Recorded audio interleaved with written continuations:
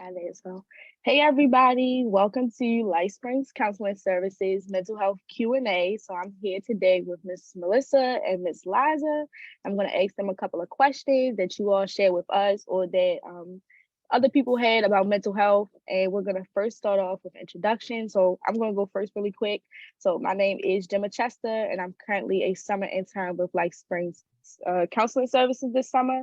I'm 17 years old. I'm a senior at the Baltimore Polytechnic Institute. I'm also a youth leader, advocate, and community leader, as well as an entrepreneur and artist. Miss Melissa? Yep, I'm Melissa Wesner. I'm the founder of LifeSpring Counseling Services. I'm a counselor, a certified brain spotter, and brain spotting consultant. And I can just jump in. So I'm Liza Krohn. I am the clinical supervisor at LifeSpring, which means I have the fun role of both working with clients myself and providing supervision for some of our clinicians, and have a background in working with people throughout the lifespan. So kids, adolescents, families, adults, we do it all. Yes, thank you. So our first question today for you both is, what is mental health? Yeah, and I can start us off there. So mental health is one aspect of wellness. We often think about our physical health, but our mental health is one other aspect of wellness. It's not the only one, but that includes our emotional health, our psychological well-being. It includes our social well-being as well, and it impacts how we think, feel, and even act. I like to think of mental health as kind of the way we show up in the world and how we navigate the world. Yes, And I love both definitions. Yeah, and to know that everyone has mental health. I think that that's the other really important thing to put out there. Just like everybody has physical health, everybody has mental health, because I think sometimes people think, well, some people have mental health. Those people over there have mental health. You've got mental health too. If you're watching this, you've got mental health. We've all got mental health. Everybody has mental health. Yes, thank you for that. So these next few questions come from specific people who had questions about mental health. So I know they'll find a lot of relief in getting an answer to these questions from professionals. So the first one we have is seasonal depression real? Yeah, absolutely. So I think there's kind of two ways we can look at that too. One is seasonal affective disorder, which shows up at the same time every year, is related to light, and shows up as kind of a seasonal depression, as you would guess. And then I think it's also important to acknowledge that there can be depression that's in response to situational cues too. So for example, if holidays are stressful with family, that wouldn't be seasonal affective disorder, but you might experience a period of depression around the same time every year. Yes. And so if someone is experiencing seasonal depression, they might notice that their mood gets lower, their energy shifts. Maybe they have lower energy. Maybe they're eating more. Maybe they're sleeping more. Maybe they're craving more of certain foods. So these are some things that people might notice, but usually they'll see a pattern of when those things start showing up, and then the mood and stuff will start to lift and go away at the end of that season. Thank you. So our next question is sadness the only emotion in relation to experiencing depression?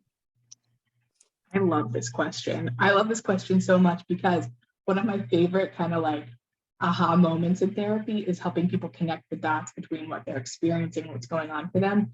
And one of the things that surprises people most often is that irritability can really be a sign of depression.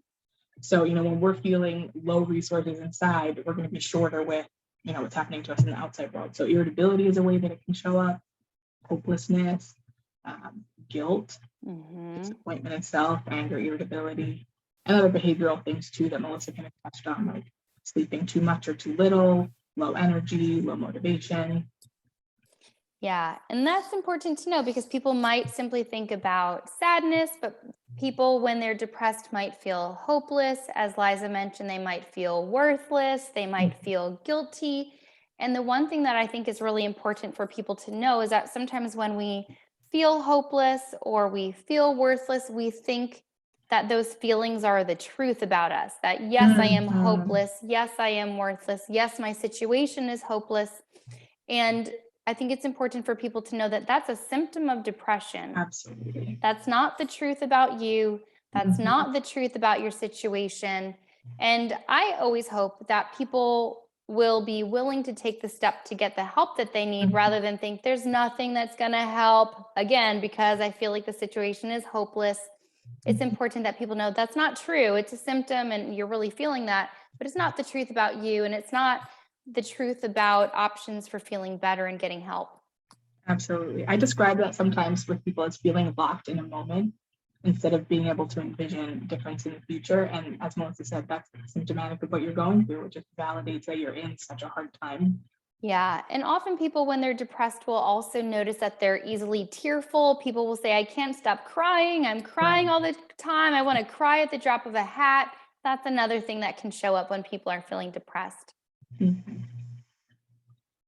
So Ms. Melissa mentioned it a little bit about, people going to therapy and making sure they had the right people to connect with when going through something like that.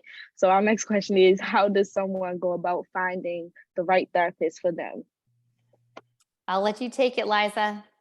All right. So I think that there are a couple of things to consider.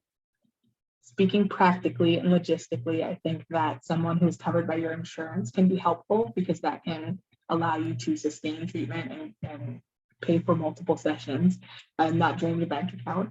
But beyond that, I think fit is really important. So there's a bunch of different aspects of that we look at: personality, um, different factors like gender, age, race might affect how open you feel you can be with someone. And then I think also the modalities that people are trained in can matter too. So if you're someone who spends a lot of time in their head and thinks, working with those thoughts would be great for me, you might be interested in something like CBT. If you're someone who's pretty in tune with your body experiences, you might want to do something more like somatic experiencing or brain spotting. So doing a little bit of research into just what type of therapy would feel like a fit for you is a good place to start. Yeah. And to know that it's okay to do research on a provider. I think we're not really accustomed to doing that. Like when you find a doctor, maybe we don't do a lot of research. We're like, this person is at this practice. Okay, I'll take them.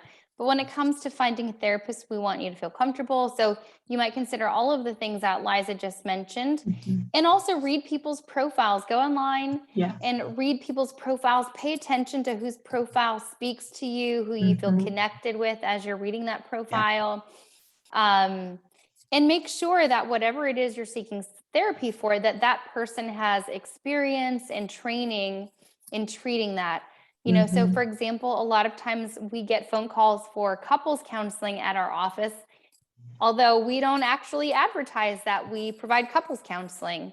And so you want to make sure that if you, for example, are wanting to work on depression, that the therapist you're reaching out to does have training and experience in treating depression. I love, Melissa, how you mentioned reading profiles because it will mention the modalities people are trained in, the experiences they have. And you can also get a real sense of their voice, their warmth, kind of how they connect with people. And to get an actual sense of someone's voice, most therapists will also do like an intro call or discovery call, where you can feel them out on the phone and just get a little bit more of a sense of connection from them too. Yeah. And interestingly enough, I've had a lot of people say that they've picked a therapist by looking at their picture. Yes. And that might help give you some helpful information. You get a sense of someone, and to know that you want to read their profile, to talk to them, like Liza said, if you want to talk to them on the phone, and use a variety of ways of checking to see if that person will be a good fit. So our next question is about like some of the things that you all mentioned about like the different types of therapy and making sure you're going to the therapist for the right things. Mhm. So someone had the question of, are there any other mental health services other than therapy? Yes, I mean, there are a lot of ways that you can get help for mental health. Certainly, working with a licensed mental health professional, counselor, social worker, psychologist. But if someone says, I'm not interested in that, there are peer-led support groups. Mhm. Programs like NAMI, for example, often do peer-led support groups. That would be an option. Mhm. Sometimes people will work with coaches for different things that aren't quite mental, quite what we do, a little bit different. Mhm. Um, people have the option of doing their own research about mental health, reading blogs, for example, on therapist websites if they want to learn more. In general, people can take care of their mental health by making sure that they're getting sufficient sleep, by eating regularly, staying hydrated, making sure that they're exercising and getting movement. Those are some general things that people can do to focus on wellness and physical health and mental health. I would add to that, psychiatry services and medication management can be very helpful. And oftentimes some of these are people will access together at the same time. So you may see a therapist and also use psychiatry services. And then there's another service that some people might be aware of called PRP, or psychiatric rehabilitation services, which are often for adults with chronic mental illness and for kids who are already seeing a therapist. And that kind of focuses more on behavior, social skills, kind of life skills, relationship building, emotion regulation, and that layers onto therapy. Thank you again. So just a couple more questions to go, but somebody had the question of, can they have a therapist even if they're not experiencing any mental health issues? Yes. Well, like we said earlier, we all have mental health all of the time, right? And sometimes our mental health is stable and it's in a good place, just like our physical health. Sometimes we're good and sometimes it's not. And even if our mental health is doing pretty well, there might be some things that are happening in life where we can benefit from talking to a trained professional. It could be that my relationship is not going well and I'm experiencing a lot of stress. Maybe I'm experiencing a lot of stress from the pandemic, work stress, a number of things that are happening in the world. All of those things can be really stressful and can take a toll on us. All of those things can be great things to work on in therapy. And sometimes people are wanting to work with a therapist on things that are exciting, like academic stuff, making decisions about school, making decisions about their job and their future, living a good life. What does that mean? I love that you touch on living a good life, because I think those positive experiences in our lives, like changing a job, changing a relationship, are still stressors. And so it's really easy to say, no, I'm just excited. I'm looking forward to this. There's often more that goes into it. I also find that people can be in a place that feels pretty positive, and then in that situation finally feel ready to unpack some maybe earlier experiences that they've had. In the moment they were overwhelmed, they didn't have what they needed to be able to sit down and talk about something. Maybe their situation wasn't safe yet, but they were still kind of working to understand. So after the fact can be a good time to unpack those things too. So this is our last question, but someone asks, what can they do to keep their mental health in order on their own without professional help? And y'all already kind of touched on it a little bit, but maybe just like some more specific tips that people can do. Yeah. I mean, people can journal, and they can, for example, there are journals out there. If someone is like, I don't know how to journal, there are journals that give you prompts on how to do journaling, or you can just do it however you feel. So journaling can be helpful. People can read about mental health. People can make sure that they're getting sleep. And again, like I said, making sure that you're eating regularly, you're engaging in movement.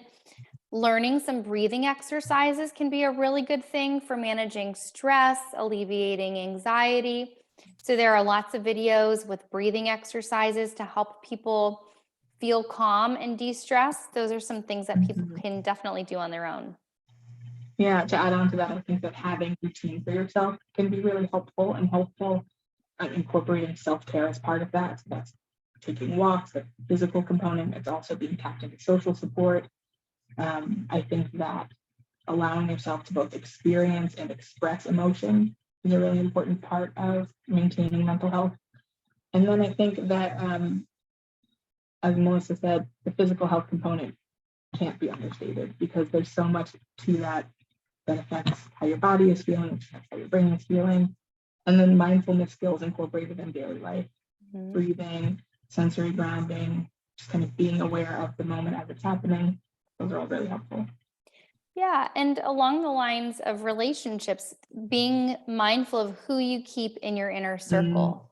The people around me, are they people who are good for me? Are they people who uplift me and fill me, encourage me? Are they people who are critical of me and bring me down? Do I feel bad when I'm with them? Do I feel bad after I'm with them? And being intentional about the people we're in relationship as well, because if they're not good for us, that can have an impact on our mental health and how we feel about ourselves too. Well, that was all the questions that we have. Hopefully we can do another Q&A because I feel like these are really helpful, and give people like a space to ask questions without like being on camera, or like maybe like directly asking people, but still being able to get the information that they need.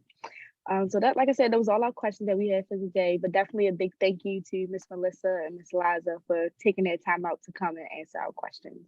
Thank you for having us. Yes, thanks, Gemma.